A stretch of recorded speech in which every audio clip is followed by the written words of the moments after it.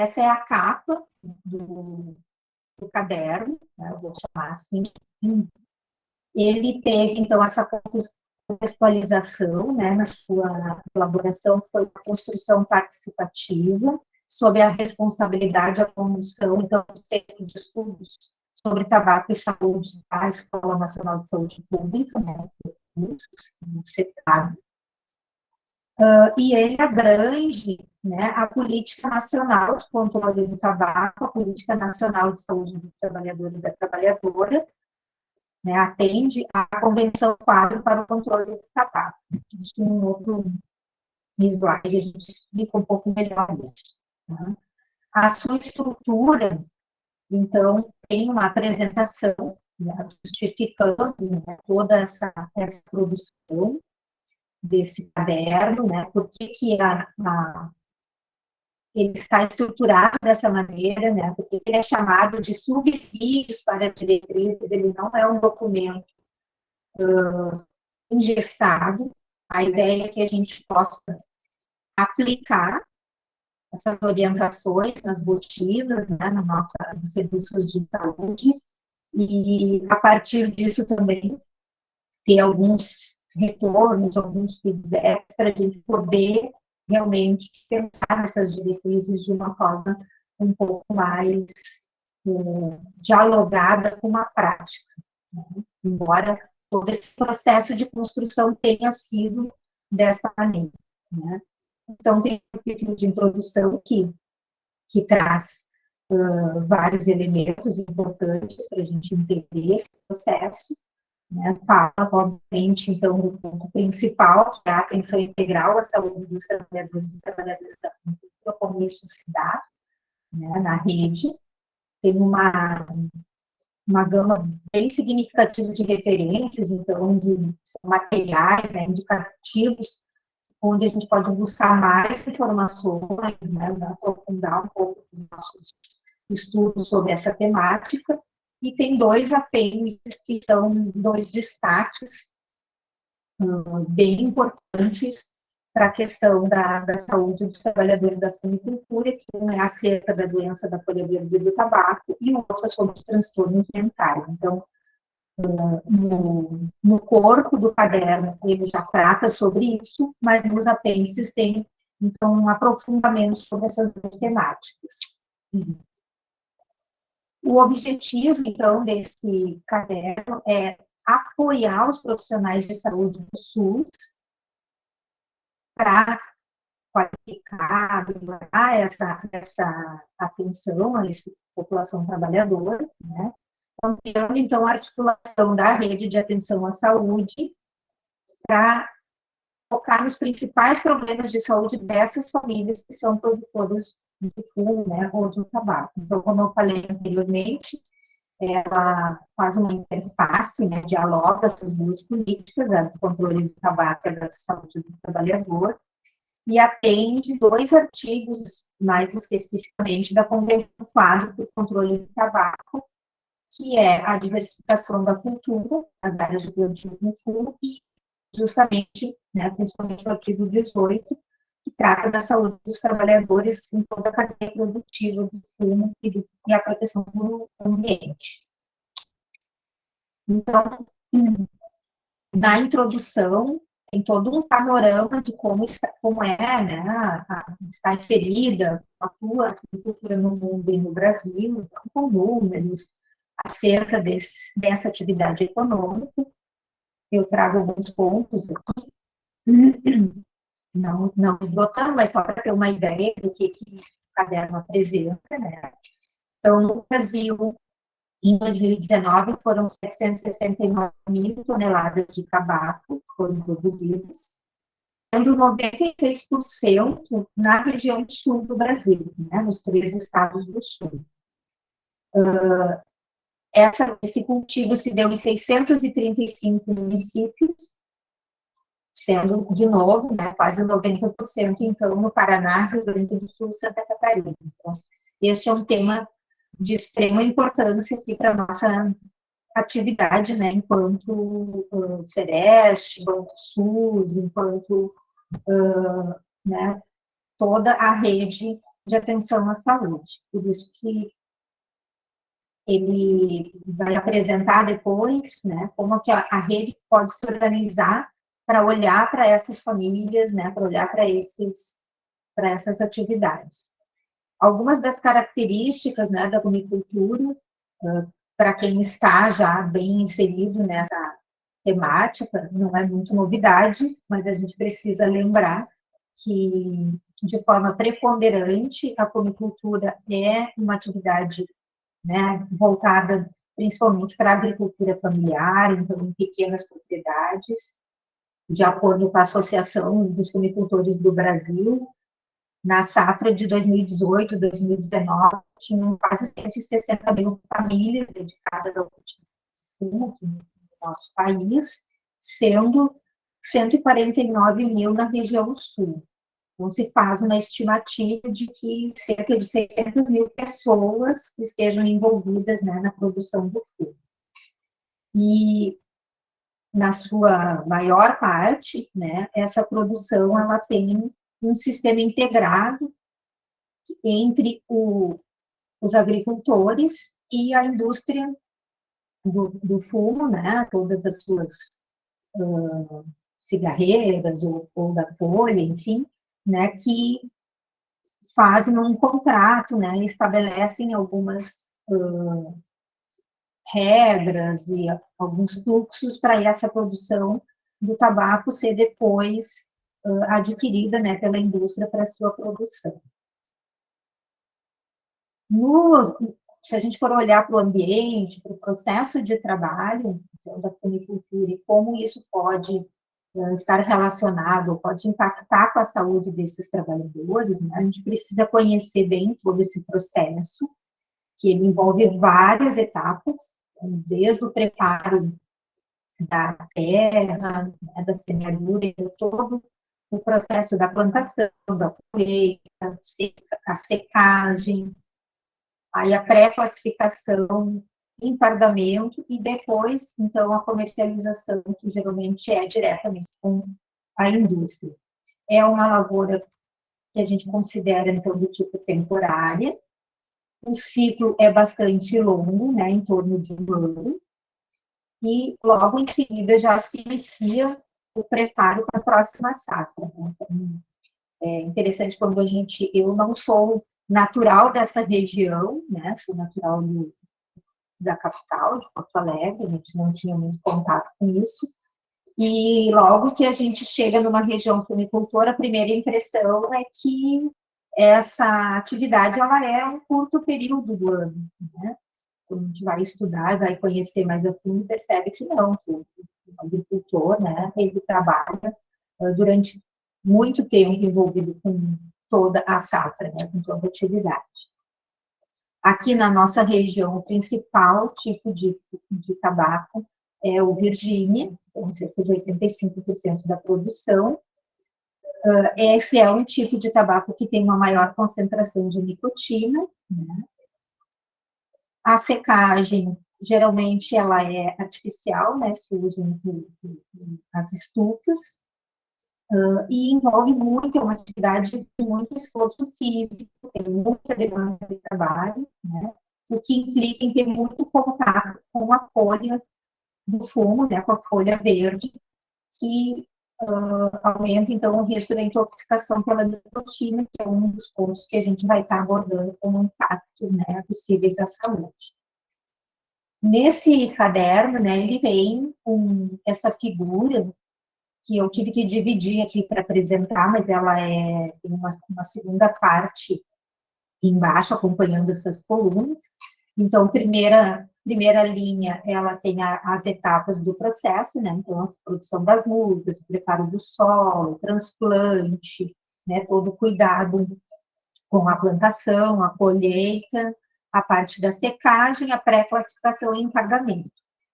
Então, descreve aqui na segunda linha como que são essas etapas, como que ela é feita, né? E na terceira linha, ela já traz quais seriam os principais fatores de risco à saúde desses trabalhadores em cada uma dessas etapas, né?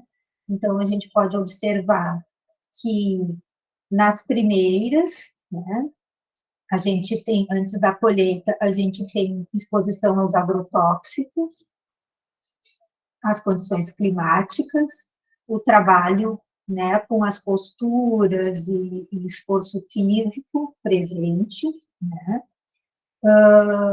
Depois a gente já começa a ter um contato com a folha do fumo, propriamente, né, que já, a planta já está um pouco mais crescida, e isso se intensifica no momento da colheita, da secagem, do enfardamento, né.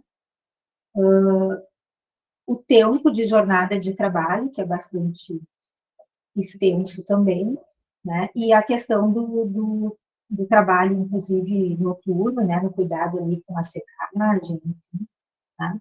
As poeiras do fumo, então aqui ele já traz mais ou menos de acordo com a etapa da safra, né, a etapa da produção, como que já pode estar impactando a saúde dos trabalhadores. Tem uma parte, né, nessa contextualização, para a gente entender o ambiente de trabalho, o processo, que é um destaque por um tema bastante importante, que é a presença de crianças e adolescentes no trabalho da agricultura, na funicultura especificamente, por predominar como agricultura familiar, né, então essa é uma situação que a gente precisa estar bem atento, conhecer bem e poder orientar adequadamente essas famílias nesse cuidado, né? São vários fatores que fazem com que a gente encontre crianças e adolescentes, né, na agricultura. Isso teve várias mudanças ao longo do tempo, né, nesses 18 anos do SESC a gente percebeu algumas mudanças, mas não é um assunto que a gente pode deixar de lado, ainda precisa muita atenção, né, do setor saúde e outros setores, porque essa é uma articulação, um trabalho que envolve vários olhares, não apenas os profissionais de saúde, né. Mas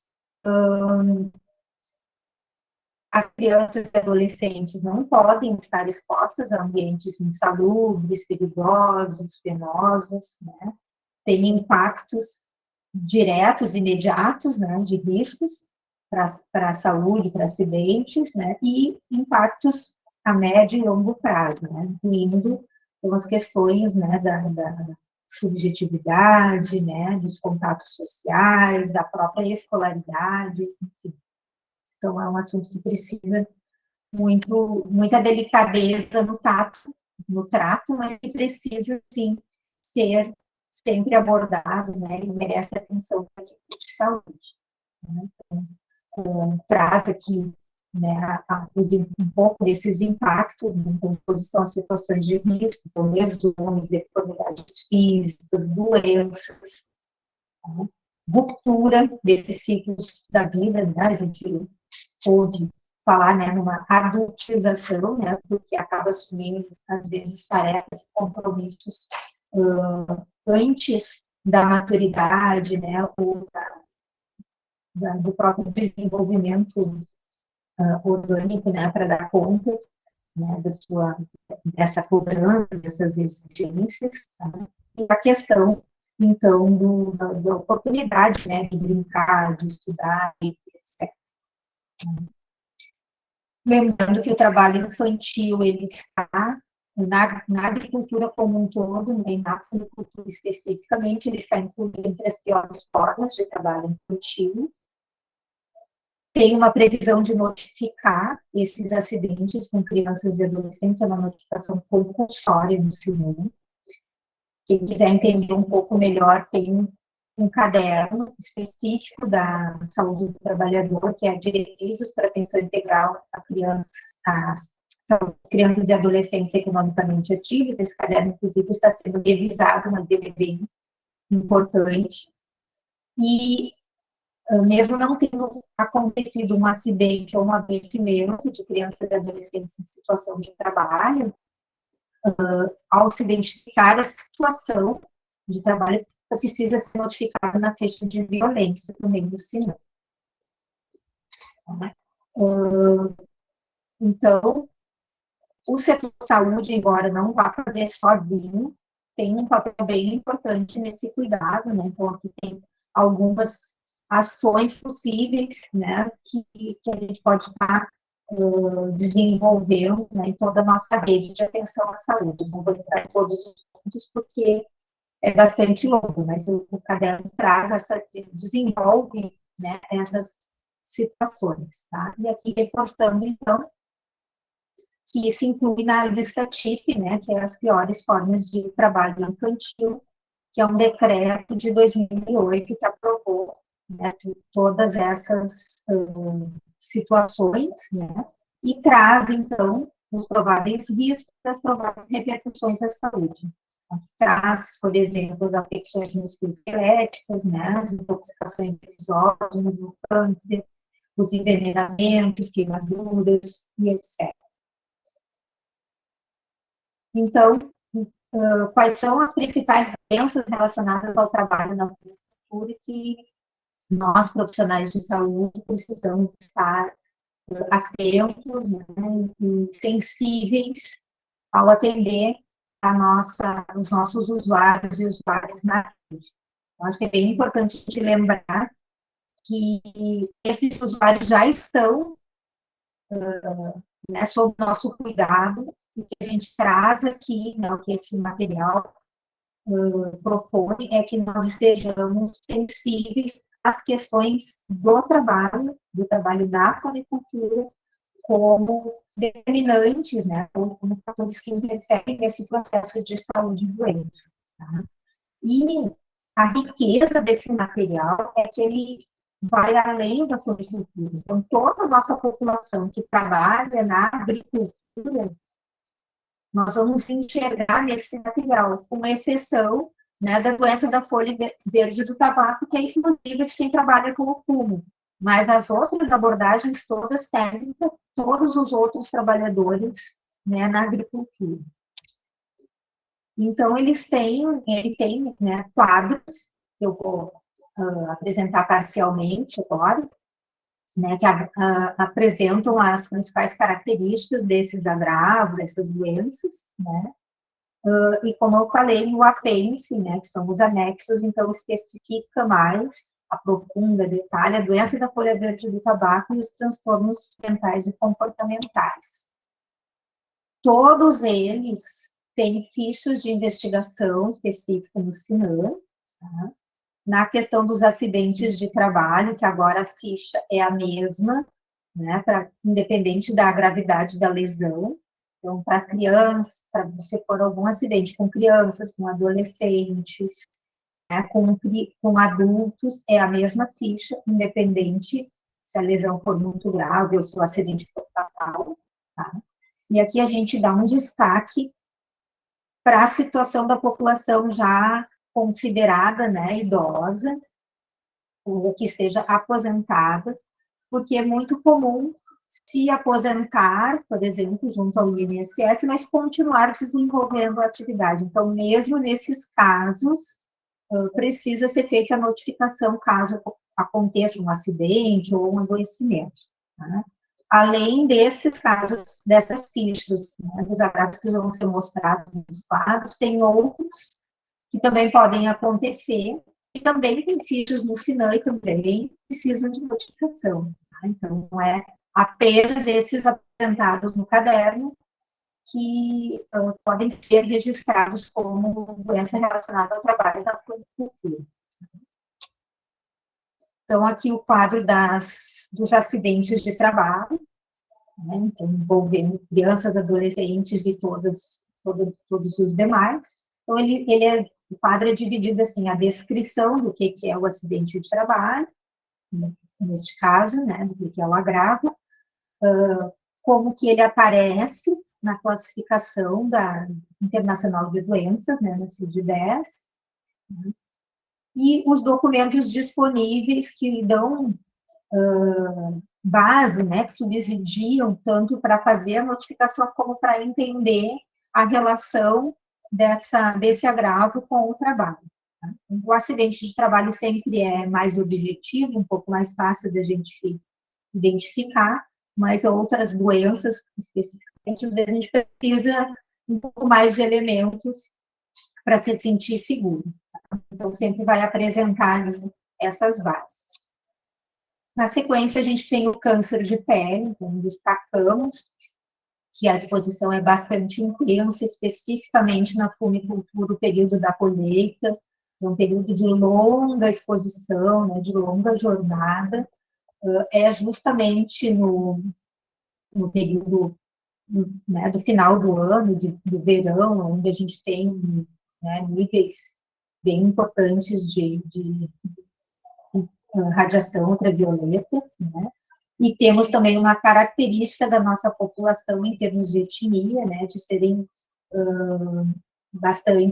uma população bastante pele muito clara, né, que aumenta esse risco. Tá? Então, mesmo o câncer sendo uma doença multifatorial, a gente tem que enxergar, né, que essa exposição ocupacional aumenta, né, essas taxas aí de incidência.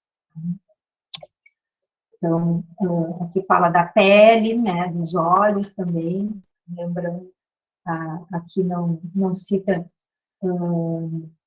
como um agravo específico, mas destaca no texto, né, as ceratites, conjuntivites e cataratas em função dessa exposição à radiação solar. Tá? Então, pode ser também registrado e reconhecido como relacionado ao trabalho. Tá? Tem um quadro que fala sobre a doença da folha verde do tabaco, inclusive é importante porque aqui já tem o CID, né, já nos ajuda na hora da notificação de não precisar ficar pesquisando, traz então um pouco da descrição dos efeitos e nesse caso específico, no apêndice a gente tem uma abordagem mais ampla. Né?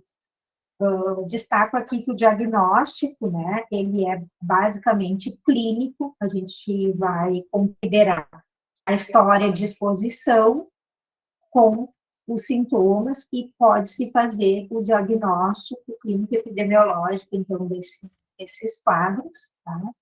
Tem a possibilidade de alguns diagnósticos complementares, né, que depois no apêndice ele explica melhor.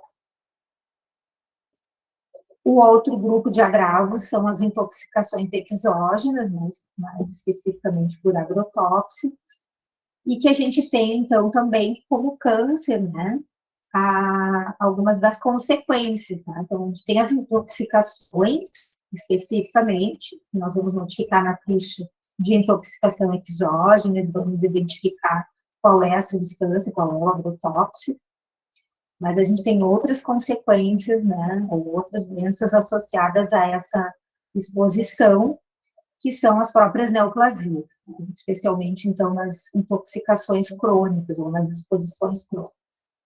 Então, aqui no quadro ele especifica, né, descreve o que é intoxicação aguda, aguda leve, né, moderada, grave e crônica.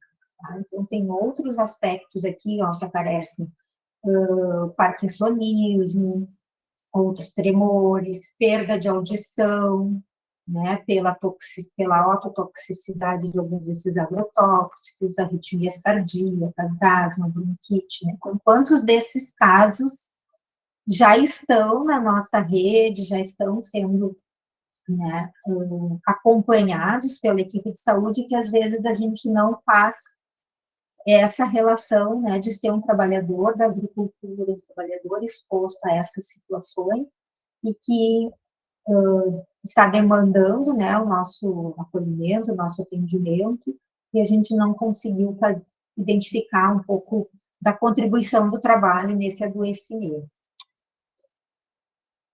Um outro quadro, então, outro grupo de agravos, diz respeito às LER-DORT, né, então, os problemas osteomusculares ou musculoesqueléticos, que eu destaco aqui situações de hérnias, tá?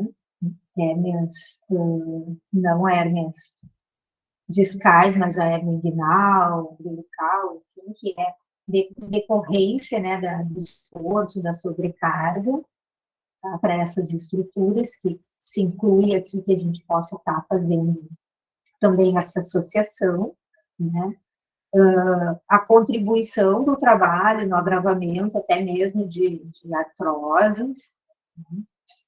e todas as síndromes, então, né, incluídas ali no escopo das LER-DOT, incluindo as dorsalgias, as lombalgias, porque são posturas muito forçadas por períodos bastante prolongados.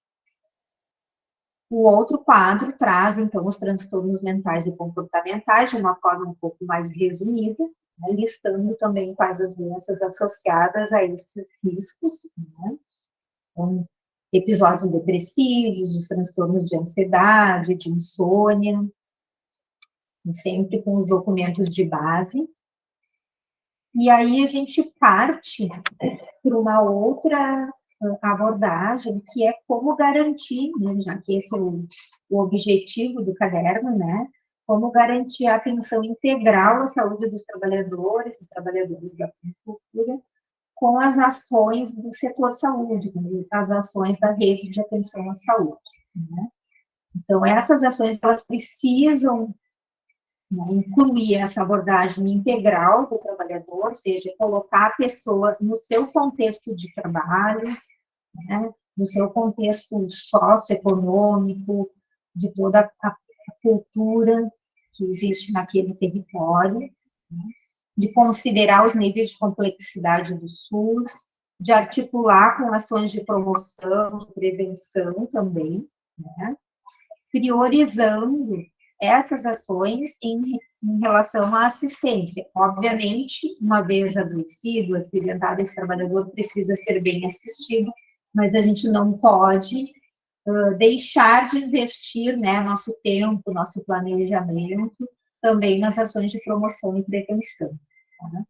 E muito importante a gente trazer a sociedade, os trabalhadores, a comunidade, os grupos, né, ou o suporte que esses trabalhadores têm, né, para discutir e pensar essas ações.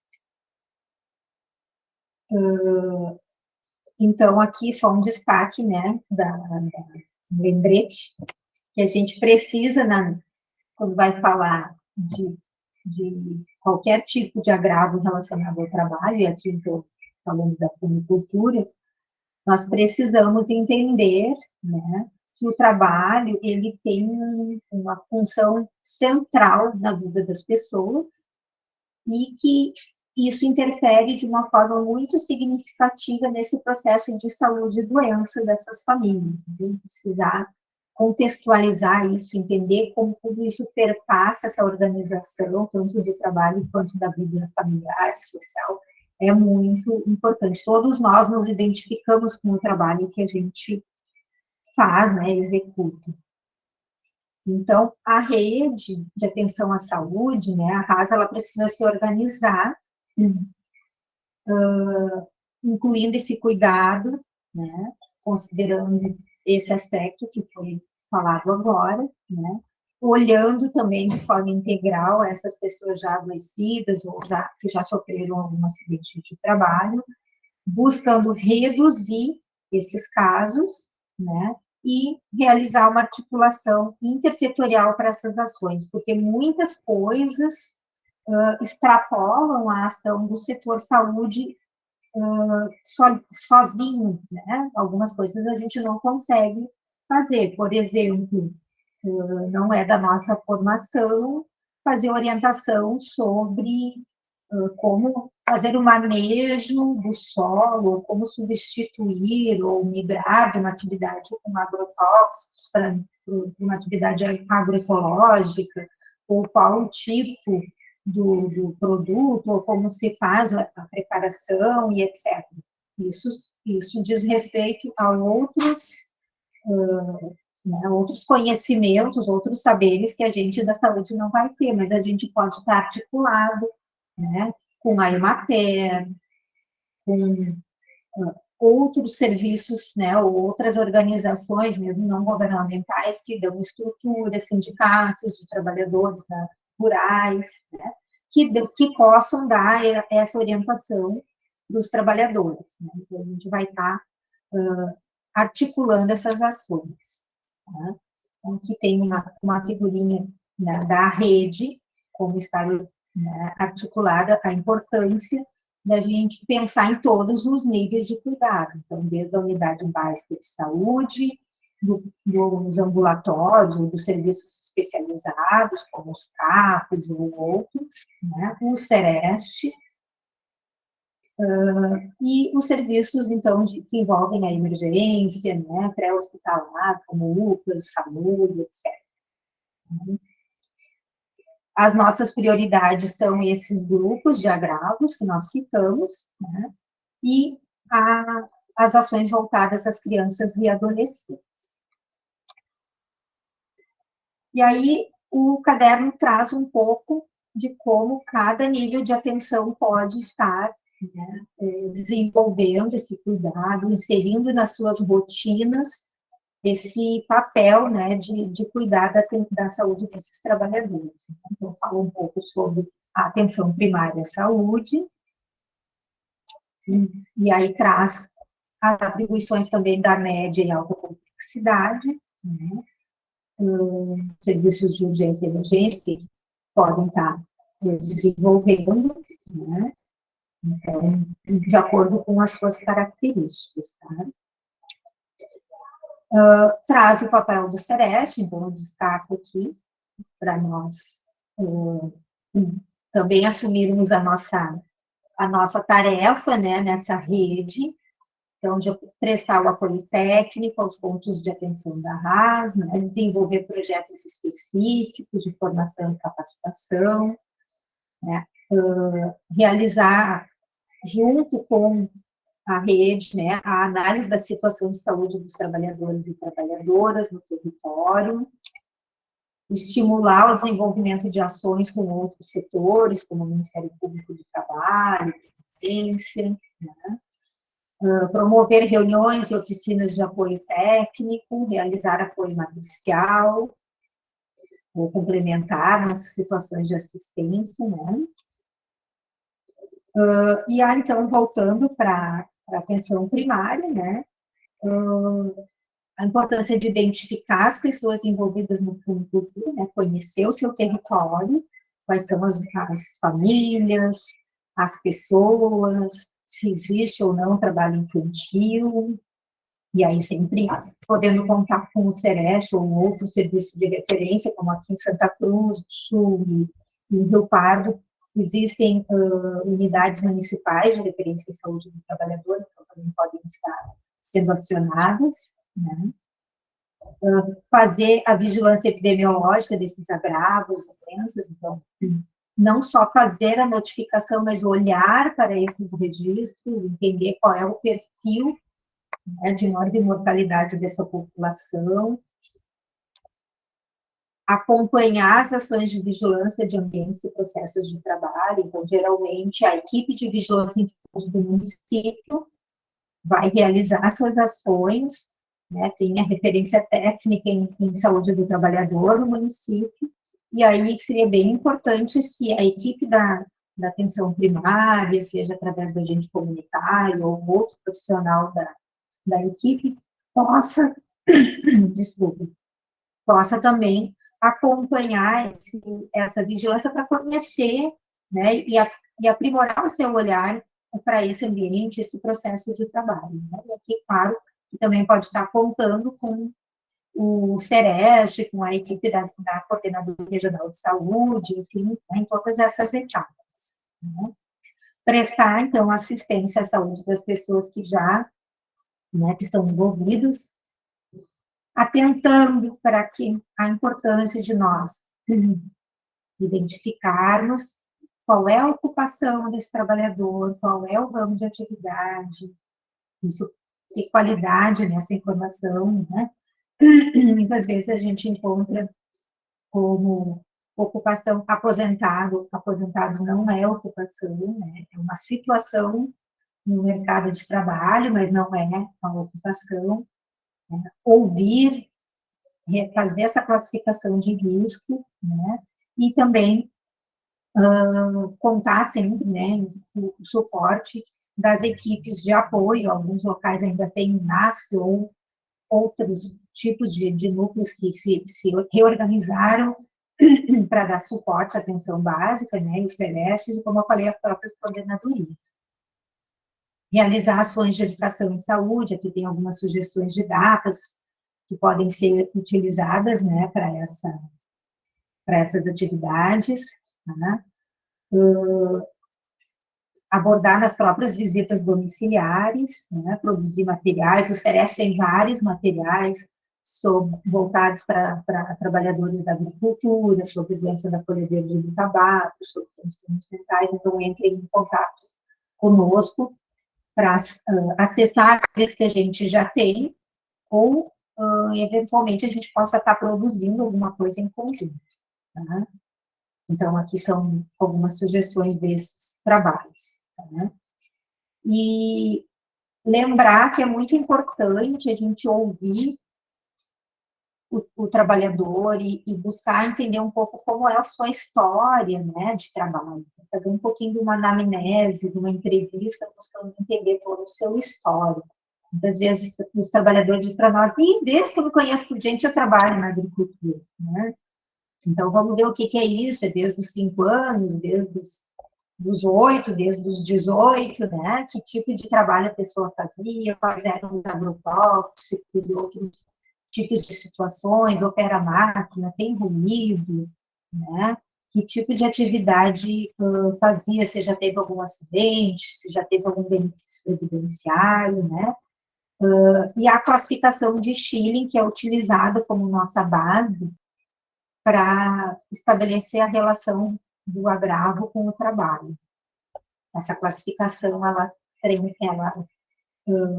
inclui, então, assim, graus de contribuição do trabalho para aquele adoecimento ou aquele acidente ou agravo. E as ações de vigilância em saúde, que também precisam ser desenvolvidas, né, para além da vigilância epidemiológica, então, a sanitária, a saúde do trabalhador e a saúde ambiental de forma integrada. A gente lembra que na parte das notificações, não é só o médico que tem a obrigação de notificar, mas, obviamente, algumas questões de diagnóstico vão precisar da avaliação desses profissionais, mas outros profissionais de saúde, tanto nos serviços públicos como no serviço privado, têm a obrigação, né, essas notificações compulsórias que precisam ser feitas. Tá? Então, diante da suspeita da confirmação, né, isso tem que ser registrado de acordo. Atualmente, todos esses agravos que a gente vem falando aqui, né, que o documento trata, tem fichas específicas no SINAM para fazer a notificação. Então, esse é o sistema de informação adequado para a notificação. E aqui traz, então, quais são os códigos, né, para ajudar nesses registros, né, de acordo com a ocupação e atividade econômica. Então, já traz bem mastigadinho aqui para nós, né, essas possibilidades, tá? CBO, de produtor do fumo, do trabalhador da cultura do fumo, nos escreve o que inclui, o que não inclui, e a atividade econômica, né, a Classificação Nacional de Atividade Econômica, que é o CNAE, então também o cultivo de fumo, o que inclui, o que não se considera, tá? E aí, no outro CNAE, para a fabricação de produtos do fumo. Não é incomum, né, trabalhadores alternarem a safra na agricultura com a safra na indústria. Então, isso também tem que ser avaliado. Tá? E os SERESTs, sejam eles, no nosso caso, nós temos o SEREST estadual, né, que é a Divisão de Vigilância em Saúde do Trabalhador, de Porto Alegre, os SERESTs regionais como o nosso, municipal, aqui no Rio Grande do Sul, nós só temos o de Porto Alegre, ou outras equipes de referência, como das coordenadorias e nos próprios municípios, tem que desenvolver junto essas ações, né? Em conjunto com a atenção primária em saúde. Tá?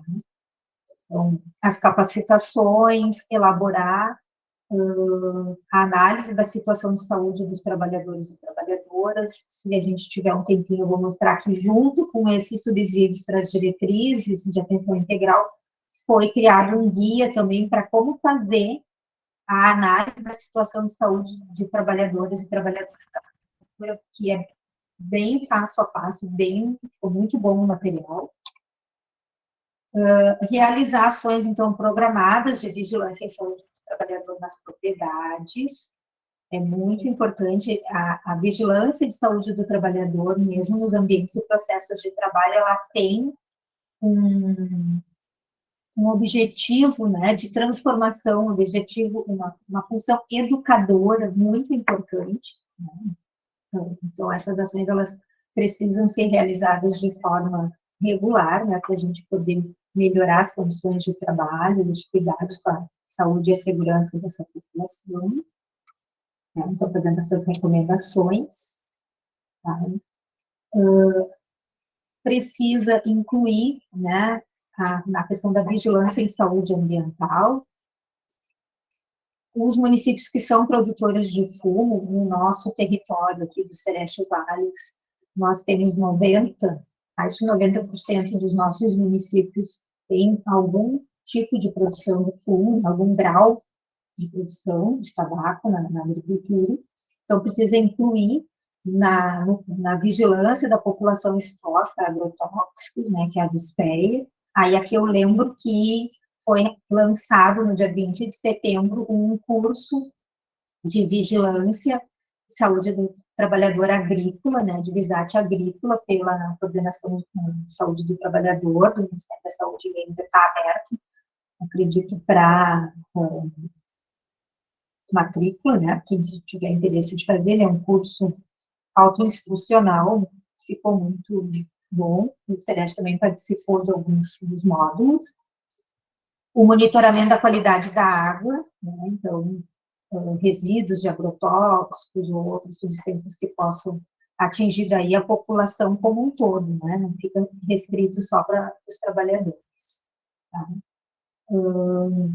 Também as questões, então, dos poluentes atmosféricos e a articulação intersetorial,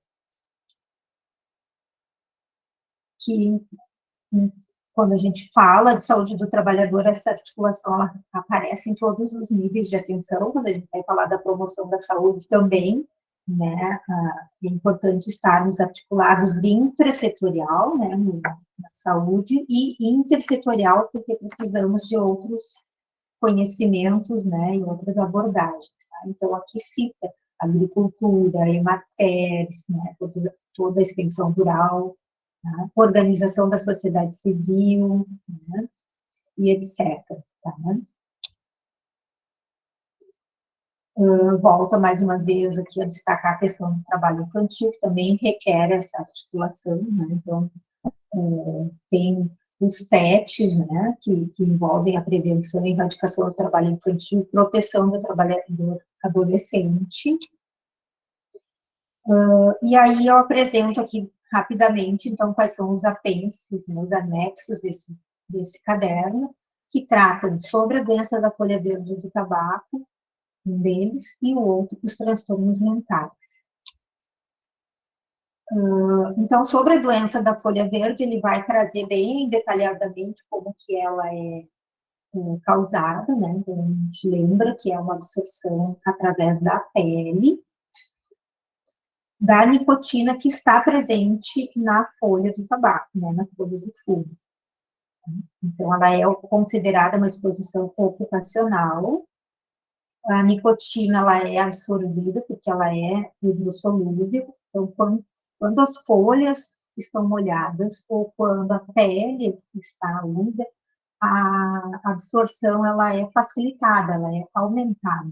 Tá? Por isso que toda característica, né, aqui da nossa região, ela acaba tanto pelo tipo de fumo, né, como eu falei lá no início, o fumo Virgínia, ele tem maior concentração de nicotina e a característica de ser em períodos de muito calor, né, que acontece principalmente a colheita, favorece, então, essa absorção.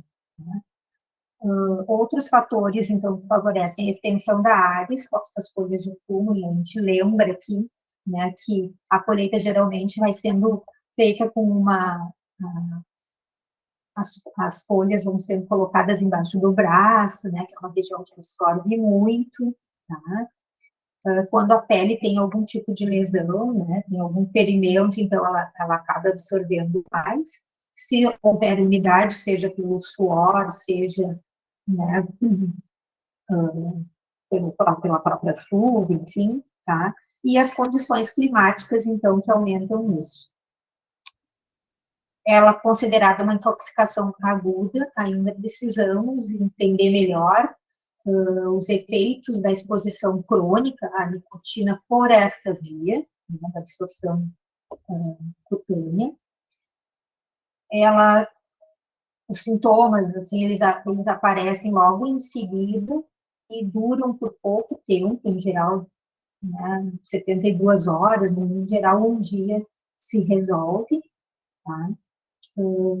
A maioria dos funicultores já teve algum tipo de manifestação dessa intoxicação, pode acontecer várias vezes ao longo de uma mesma safra, de um mesmo período, né? Não, ou seja, não é uma intoxicação que cause algum tipo de resistência ou de imunidade, né? Pode acontecer várias vezes, tá?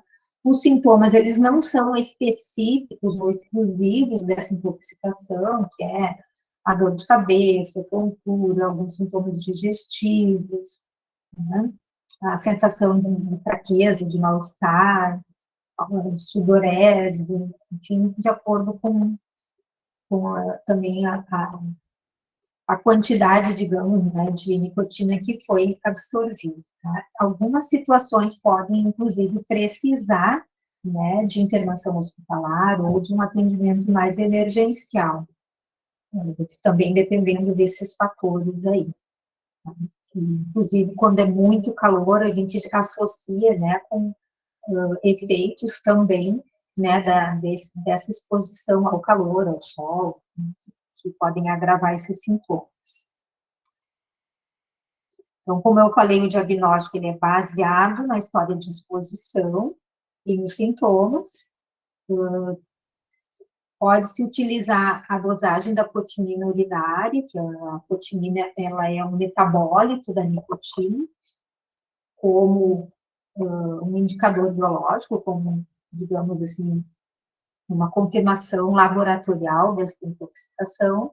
Isso está sendo bastante estudado, né, de como realmente fazer essa dosagem ter essa possibilidade de confirmar, ou de como a gente faz essa interpretação, tá? Então, mas aí a gente também precisa que tenha os sintomas, né, algum sintoma presente.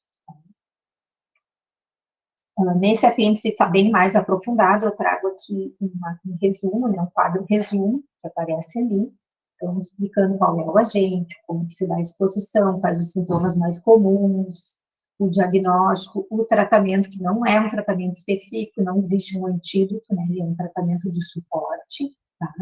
Como se faz para reduzir o risco, então o ideal seria uma barreira mecânica, evitar a exposição, o manuseio das folhas que enquanto elas estão molhadas ou quando o corpo está com suor, né? A lavagem em separado das roupas que tiveram contato com com a nicotina, né? E todo o nosso trabalho, então, enquanto políticas públicas para proteger esses trabalhadores. O segundo apêndice, então, trata dos transtornos mentais e comportamentais, aí faz toda um embasamento, né, científico de já vários estudos e trabalhos que comprovam que há um maior risco de desenvolvimento de doenças neuropsicomportamentais nesses trabalhadores. São vários fatores envolvidos, né, então, a própria exposição a múltiplos químicos, né, da nicotina aos agrotóxicos e outros, né, que possam estar presentes, além das próprias características, né, das condições de trabalho, precárias, estimulantes, a questão da renda, que nem sempre né, dá uma boa condição de subsistência, né, muitos trabalhadores com baixa escolaridade, a questão dos contratos, né, de valor da sua produção, né? a importância de que esse atendimento ele seja multiprofissional, né, que se faça um bom acolhimento, se identifique essas situações, né, relacionadas ao diagnóstico, tá, e todos os elementos relacionados ao trabalho, né, dessa população, para que se possa realmente não olhar apenas para os fatores individuais, mas olhar para os fatores ambientais e coletivos, né, de todo esse processo de trabalho. Ele, no apêndice, ele vai detalhar os tipos de transtornos mentais mais comuns, nas situações que a gente pode estar identificando, então, os quadros de ansiedade, de depressão, de transtornos do sono, transtornos convulsivos, né, e outras manifestações, né, que falam, que dizem respeito principalmente às intoxicações crônicas por agrotóxicos, né, ou algumas situações podem ser também ali nos quadros moderados, severos das intoxicações agudas. E aí, quais as recomendações para esse cuidado, né, de trabalhadores da agricultura com sintomas de transtornos mentais e comportamentais? E aqui eu queria destacar, a gente falou antes das notificações, que a ficha de notificação de transtornos mentais e comportamentais, na ficha do CINAM, ela não é exclusiva para diagnósticos já definidos de transtornos mentais. Sintomas também podem ser notificados.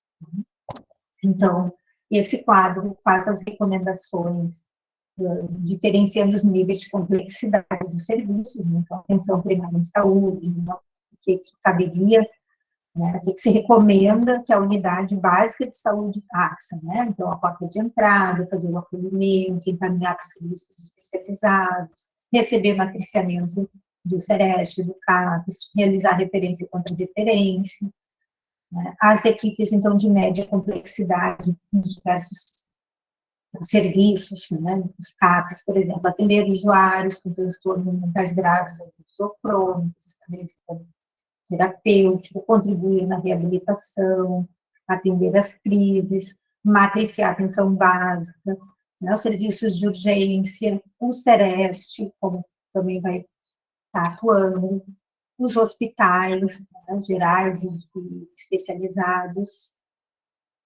unidades de acolhimentos, residenciais terapêuticos ou comunidades terapêuticas, né, os programas de prevenção ao suicídio. Então, lembramos, o nosso SEREST, ele faz parte, né, do Comitê Municipal de Valorização da Vida e Prevenção de Suicídio aqui de Santa Cruz do Sul, né? Então, a gente precisa sempre estar articulado, integrando esses olhares, né?